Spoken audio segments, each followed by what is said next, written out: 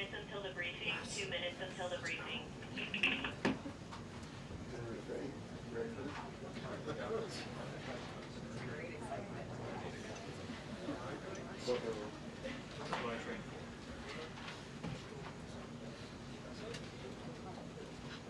You have film on the camera? 2 minutes. We're going to start soon. Are you ready? He's looking on his phone. He's on his phone. He's got his headphones in. Get ready for the best shot ever. Let me change the headset. Change the headset.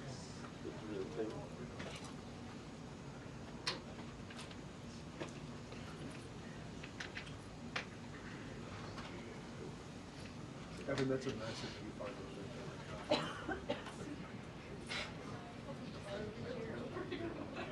Still would like to start. Oh, would you? Yes. Right.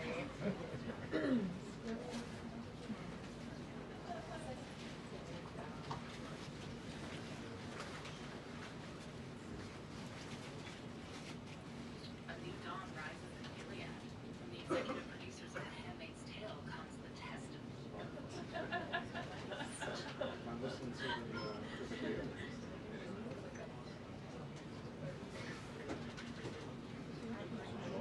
Coffee 700. Break calculator. Deploy.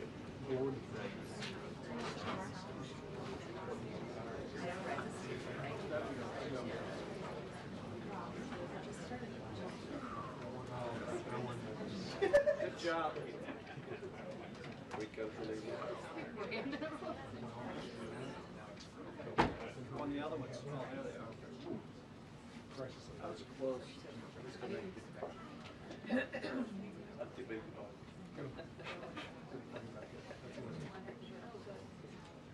That's what you do. You power up, power down. We did it in the 80s. It still works.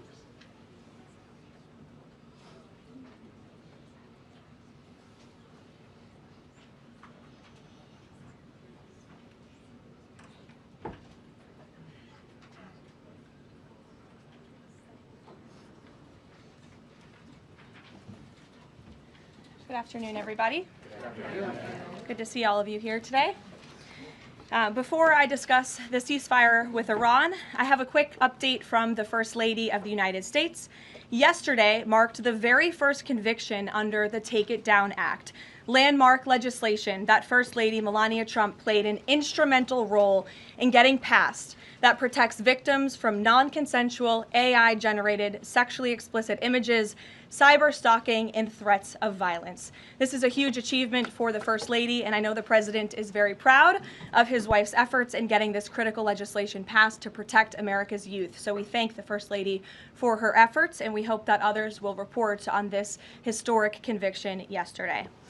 With respect to the 2-week ceasefire announced by President Trump last night, this is a victory for the United States of America that the President and our incredible military made happen. From the very beginning of Operation Epic Fury, President Trump stated this would be a 4 to 6 week military operation to dismantle the military threat posed by the radical Islamic Iranian regime. Thanks to the unbelievable capabilities of America's war fighters, the United States has achieved and exceeded those core military objectives in just 38 days. The U.S. military destroyed Iran's defense industrial base, crushing the regime's ability to manufacture weapons that they and their proxies use to maim and kill Americans and terrorize the world. Iran's ability to build and stockpile ballistic missiles and long-range drones has also been set back by years compared to where it was 6 weeks ago prior to the launch of Operation Epic Fury. We destroyed the vast majority of Iran's ballistic missiles, launcher vehicles, and long-range attack drones through more than 450 strikes on ballistic missiles and approximately 800 strikes on Iran's drone launching units and storage facilities. In total, more than 13,000 targets across Iran were struck. Again, this is in the matter of just 38 days. Meanwhile, the Iranian Navy was completely annihilated. the United States destroyed more than 150 naval vessels in total, including 16 entire classes of Iranian warships. Despite once being the largest undersea force in the Middle East, Iran now has 0 submarine vessels. 97% of Iran's once massive inventory of more than 5,000 naval mines has also been targeted and destroyed. Iran's air forces are functionally and operationally irrelevant at this point, after the United States maintained total air dominance over their country for weeks on end. To underscore the significance of this, before Operation Epic Fury, the Iranian Air Force would fly between 30 to 100 flights per day. Today, that number is 0. Iran's ability to fund and support its terrorist proxies has been greatly reduced. At this point, Iran can no longer distribute weapons to its proxies in the region. And most importantly, Iran will not be able to acquire nuclear weapons. Prior to the start of this successful operation, Iran was aggressively expanding its short-range ballistic missile arsenal. Through these weapons and its navy, Iran was attempting to build a military buildup around their country that would pose an imminent and existential threat to the United States military assets in the Middle East, our allies in the region, and ultimately the free world. Iran was pursuing this dangerous and aggressive strategy for one reason: to hold the entire world hostage to its terrorist ambitions. The Iranians aim to use their expanded military capabilities as a shield around their country to continue achieving their ultimate goal internally, building nuclear bombs. But their murderous and evil plans have been blown up, quite literally and figuratively, along with their military, their nuclear program, and most of their senior leadership, including the former Supreme Leader Ayatollah Ali Khamenei. Their command and control structures were also massively disrupted after being struck more than 2,000 times. Many of their remaining leaders are paralyzed in fear and no longer enjoy the freedom to move around their country freely and meet openly. Thanks to the unmatched excellence of our warriors at the direction of the Commander-in-Chief, the world has just witnessed a historically swift and successful military triumph. President Trump started Operation Epic Fury with strategic military objectives, and the United States has clearly achieved them. As we mark this progress, we also remember and honor the 13 American heroes who laid down their lives in this noble effort. I know President Trump and our grateful nation honors their ultimate sacrifice, and we will never forget them. May God bless their families. The valiant efforts of all of our incredible service members created maximum leverage for the President of the United States, allowing he and his leadership team to engage in tough negotiations over the past couple of weeks that have now created an opening for a diplomatic solution and long-term peace in the Middle East. The President's maximum pressure and the leverage created by the success of Operation Epic Fury led to the Iranian regime asking for and ultimately agreeing to a ceasefire proposal with the United States. Iran could no longer tolerate being bombed or taking the gamble of what was to come following President Trump's 8 p.m. deadline last night. Iran has agreed to open the Strait of Hormuz, and as the President said, we have received a proposal from the Iranians that has been determined to be a workable basis on which to negotiate. I've seen a lot of inaccurate coverage today from the media about these negotiations and these plans already. So let me be clear and correct the record.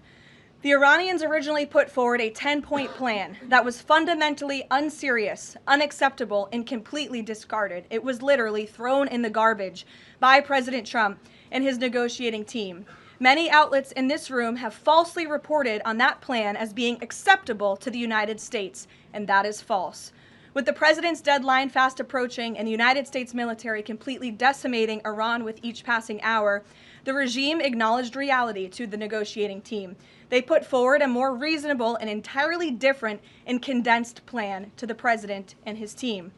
President Trump and the team determined the new modified plan was a workable basis on which to negotiate and to align it with our own 15-point proposal.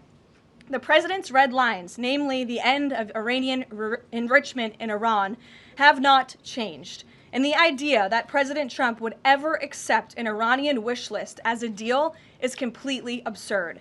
The President will only make a deal that serves in the best interests of the United States of America, and he as a negotiating team will focus on this effort over the next 2 weeks. So long as the Strait of Hormuz remains open, with no limitations or delays. These extraordinarily sensitive and complex negotiations will take place behind closed doors over the course of the next 2 weeks. I would strongly advise the media against running with narratives that have no basis in fact. What Iran says publicly or feeds to all of you in the press is much different than what they communicate to the United States, the president, and his team privately. Never underestimate President Trump's ability to successfully advance America's interests and broker peace. President Trump has a proven track record of achieving good deals on behalf of the United States and the American people, and he will only accept one that puts America first. With that, I will take your questions today. I'm sure you have a lot of them. In our new media seat, we have Shane Harris with the AMAC Newsline. Shane, thank you for being here. Why don't you kick us off? Yeah, thanks for having me, Caroline. 2 questions for you. First, following the president's announcement of the ceasefire, if this is indeed the end of hostilities in Iran, what is the president's message to the American people about what was achieved for our country through Operation Epic Fury? Sure. I think I just laid out a significant portion of that in my opening remarks. 6 weeks ago, the president looked the American people in the eye directly, and he told them that he launched this operation to take out the imminent threat that was posed by Iran. And that threat has now been greatly destroyed. Their Navy, their missiles, their defense industrial base, and their desire and their plan to build a nuclear bomb inside their country is no longer going to be allowed, can no longer happen, thanks to the remarkable success of Operation Epic Fury over the course of the last 38 days. That has been absolutely achieved, and now we're moving into the next phase of this, which is a negotiating period to put some fine points on this and to hopefully broker an agreement that can achieve long-term peace in the Middle East. Yeah, and then second, what is the president's message to American seniors who have a much higher voter participation rate and they're likely to be a key swing vote in the midterm elections? Well, the president loves our seniors across the country, and as you know, the president signed the One Big Beautiful Bill, the Working Families Tax Cut last year, which greatly reduced taxes on Social Security for our seniors. In fact, thanks to the Working Families Tax Cut, nearly 90% of seniors will no longer pay tax on their Social Security. That's a huge win for our seniors and also for our middle class and working families across the country with the no tax on tips provision and the no tax on overtime. Next week is tax week. You'll hear a lot from the president about how his policies have benefited the American people, and I'm proud to report that the president will be traveling next week to the great states of Nevada and Arizona to tout this historic accomplishment over the course of the next week. Thank you for being here, Shane. Gabe. Thank you, Caroline. Iranian state media is saying that Iran has now closed off the Strait of Hormuz today in response to Israeli attacks on Lebanon. What's the White House response to that? And you just listed many military successes. I understand that.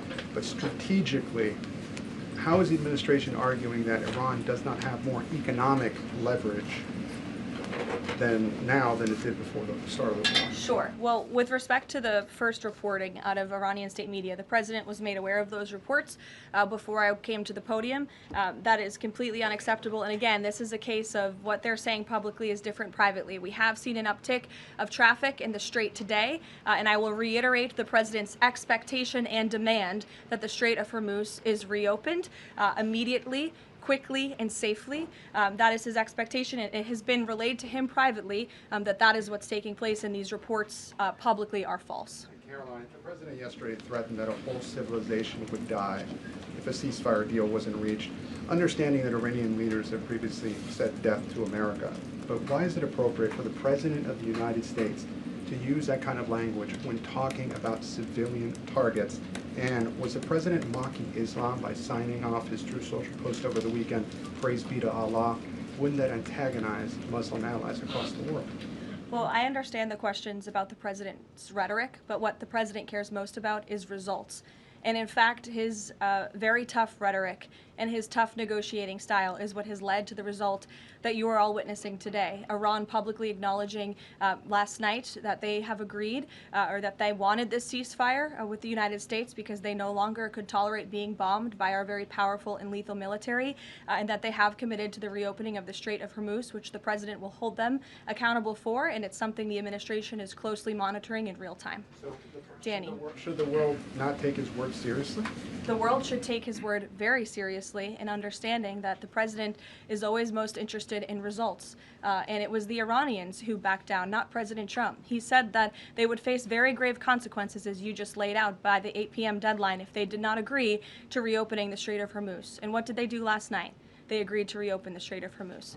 Danny. Thanks, Caroline. Would President Trump like to see Lebanon included in this peace deal? Because as you know, there have been increased Israeli strikes on Lebanon today with dozens of casualties there. Sure. Lebanon is not part of the ceasefire. That has been relayed to all parties involved in the ceasefire. As you know, Prime Minister Netanyahu put out a statement last night in support of the ceasefire, in support of the United States' efforts, and he's also assured the president they'll continue to be a helpful partner throughout the course of the next 2 weeks. Is there any thought, though, that the president might like to see Lebanon included at a future date, given that it seems to be causing or potentially undermining the Iran ceasefire? Again, this will continue to be discussed, I am sure, between the President and Prime Minister Netanyahu, the United States and Israel, and all of the parties involved. But at this point in time, they're not included in the ceasefire deal.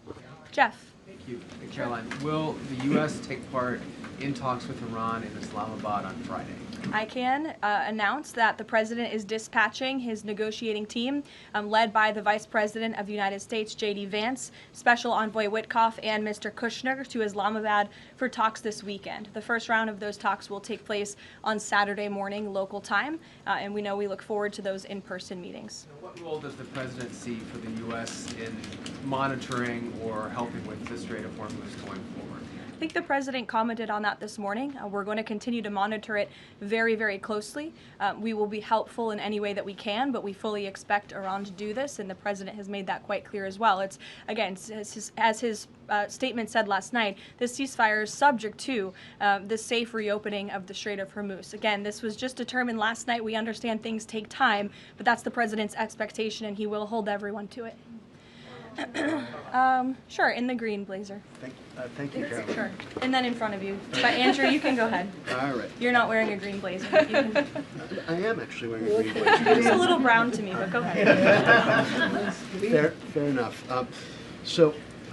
Regarding the president's rhetoric, when the U.S. invaded Iraq in 2003, George W. Bush said in a message to the Iraqi people that the military campaign was directed, quote, against the lawless men who rule your country and not against you. Yesterday, the president threatened to destroy Iran's civilization, the entire civilization. Not the Iranian government, but the Iranian civilization, the Iranian people. The U.S. has been a moral leader for most of its history by fighting wars against other governments, not against civilizations. How can the president claim that America can ever have the moral high ground if he's threatening to destroy civilizations and not casting wars as fights against other governments? Andrew, I think you should take a look at the actions of this president over the course of the past 6 weeks and the actions of our brave men and women in our United States military who have taken out essentially taken out the military of a rogue Islamic regime that has chanted death to America for 47 years, that has killed and maimed thousands of American soldiers over the course of the last 5 decades. The president absolutely has the moral high ground over the Iranian terrorist regime, and for you to even suggest otherwise is frankly insulting. With all due respect, Caroline, Go ahead. with all due respect, Go ahead. there is... Just given what we've seen in Lebanon today and the increased attacks from Israel, I mean, is there any concern that Netanyahu is trying to kill the ceasefire? The president spoke with Prime Minister Netanyahu last night. And in that private conversation, Prime Minister Netanyahu relayed exactly what he said to the world publicly, that he supports the president and Israel remains a key ally and partner to the United States. They've been a tremendous partner over the course of the past 6 weeks, and we thank them for their heroic efforts as well. And the president had that conversation last night, and that was relayed to the world publicly as well. Reagan, go ahead. Thank you, Caroline. I have a question for you on Iran, and then I have a question on the Dignity Act as well. On Iran, it's been reported that the ceasefire was struck after the involvement of 2 unlikely factors, J.D. Vance and China. What role did those parties play in striking a deal? Well, Vice President Vance has played a very significant and a key role in this since the very beginning. Of course, he's the president's right-hand man. He is the Vice President of the United States. He's been involved in all of these discussions, and as I just announced, he'll be leading this new phase of negotiations in Islamabad later this week. With respect to China, there were conversations that took place between top levels of our government and China's government. The president has great respect for President Xi and a great working relationship with him and with that country, and he looks forward to visiting China in just a few weeks. On the Dignity Act, it's getting a fresh push through Congress. It would give some illegal immigrants in the country a path to citizenship. What's the White House's position on this legislation, and would the president sign it if it made it to his desk? Honestly, Reagan, I haven't spoken to the president about the legislation, but I will have that conversation and we'll get you our formal position on it as soon as we can. You're welcome. Go ahead. The president suggested in an interview this morning that he would support a joint U.S.-Iranian venture to charge tolls for ships going through the strait. Does the president believe that the U.S. should earn revenue from the Strait of Hormuz going forward? It's an idea the president has floated, as you know, and it's something that will continue to be discussed over the course of the next 2 weeks. But the immediate priority of the president is the reopening of the strait without any limitations, whether in the form of tolls or otherwise. And on the highly enriched uranium, has Iran given the administration any indication that it would simply turn over the enriched uranium, or is this an expectation that the president has that he would have to send in ground troops in order to do that? This is on the top of the priority list for the president and his negotiating team as they head into this next round of discussions. And as I said in my opener, that is a red line that the president is not going to back away from, and he's committed to ensuring that takes place. We hope it will be through diplomacy. But have they given any indication that they would turn it over? They have. They have. Yes. Trevor. The latest news out of Iran is that the air defenses have been activated in several cities, including Isfahan, and that explosions have been heard in Isfahan. Who is bombing Iran right now? Were those reports just as of a few minutes ago? Yeah. Okay, so obviously I'll have to go back and check with the national security team. I'm standing out here with all of you, but I will do that and we will get you an answer, okay? And then just on the civilization question that we've been talking about. And I would just add to that point, again, I haven't seen these reports. I'm not verifying them. Not that I don't trust you, Trevor, but I want to go back and check with the experts here at the White House. I would just say, and I would echo what the Vice President said this morning, this is a fragile truce. Ceasefires are fragile by nature. We've seen this with respect to the 12-day war with Iran and Israel last year. It takes time sometimes for these ceasefires to be fully effectuated. And one of the results of Operation Epic Fury was we completely dismantled Iran's command and control center, which makes it difficult for them to pass messages up and down the chain. And so we understand that. I would caution a little bit of patience, but of course we want to see the ceasefire effectuated and abided by all parties as quickly as possible. Thank you. And the American presidential administrations, going back to Ronald Reagan, have said this formulation about nuclear war, that a nuclear war cannot be won and must never be fought. Is that still the view of this administration, given the president's comments about civilization? I have no change in our view on that policy. Katie. Thanks, Caroline. I'm just, given the gravity of what he said yesterday, what was your understanding of what he meant when he said, this civilization is going to be eliminated? I think it was a very, very strong threat from the President of the United States that led the Iranian regime to cave to their knees and ask for a ceasefire and agree to reopening the Strait of Hormuz. So it was a very strong threat that led to results. And as the Secretary of War stated at the Pentagon this morning, it was not an empty threat by any means. The Pentagon had a target list that they were ready to hit go on at 8 p.m. last night if the Iranian regime had not agreed to open the strait, which they did, and I think that's something we should all be grateful for. The United States is a moral leader in the world, given that he I was asked this exact same question by your colleague Andrew in the back, and I think, again, the insinuation by anyone in this room that Iran somehow has the moral high ground over the United States of America is insulting, considering the atrocities that they have, committed against our people and our military over the past 5 decades. John, go ahead. Thanks a lot, Caroline. 2 questions for you. One has to do with a statement, a joint statement put out this morning by some of America's European allies, our NATO allies. And in that joint statement, they said regarding the Strait of Hormuz, our governments will contribute to ensuring freedom of navigation in the Strait of Hormuz. What's the administration's reaction to that joint statement? Does that smooth things over when the president meets with NATO Secretary General a little bit later this afternoon? I have a direct quote from the President of the United States on NATO, and I will share it with all of you. They were tested and they failed. And I would add, it's quite sad that NATO turned their backs on the American people over the course of the last 6 weeks when it's the American people who have been funding their defense. As you know, President Trump will be meeting with Secretary Rutte in a couple of hours here at the White House, and I know he looks forward to having a very frank and candid conversation with him. And then secondly, in regards to this conflict, 38 days, as you pointed out, President Trump has said that there's been regime change. Has that regime change led to more freedoms for the Iranian people? I think that's a question that's being asked a little bit too early, John, and we hope that is the case, but it's something that has yet to be seen. Eamon. Karoline, on this question of tolling by the Iranians in the Strait of Hormuz, I've heard you talk about a number of red lines that the president has in this negotiation, but I haven't heard you say that Iranian tolling in the Strait of Hormuz is a red line.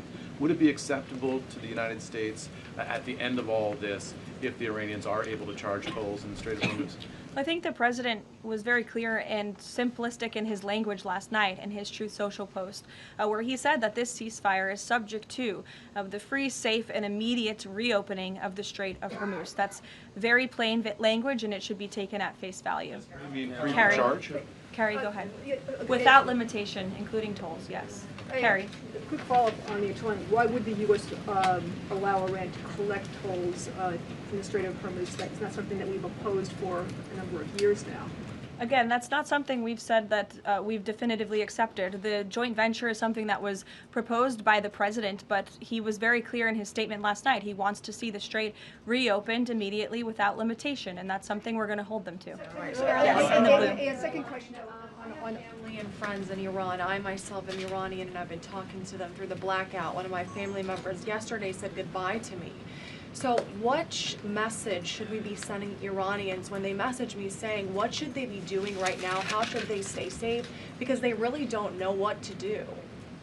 I think the president's main priority, and my main priority as his spokeswoman, is to make sure that clear messages are sent to the American people, of course, which is my job today. With respect to the Iranian people, the president, has taken out the imminent threat that was posed by their military to the United States, to our allies in the region, to our forces in the region, and of course, as the president has long said, he hopes that Iran will be a country of peace, of prosperity, and we're moving into this next round of negotiations to hopefully come to an agreement with this new regime that will create long-term stability in the Middle East. He has said that they should stay inside of their homes and also take back their country. So there's a contradiction there. So how do you address that? Again, we're moving into this next round of negotiations with the remnants of the regime and those that we are speaking with now to hopefully reach a place of peace long-term for the region, and that includes the Iranian people as well. In the blue, go ahead.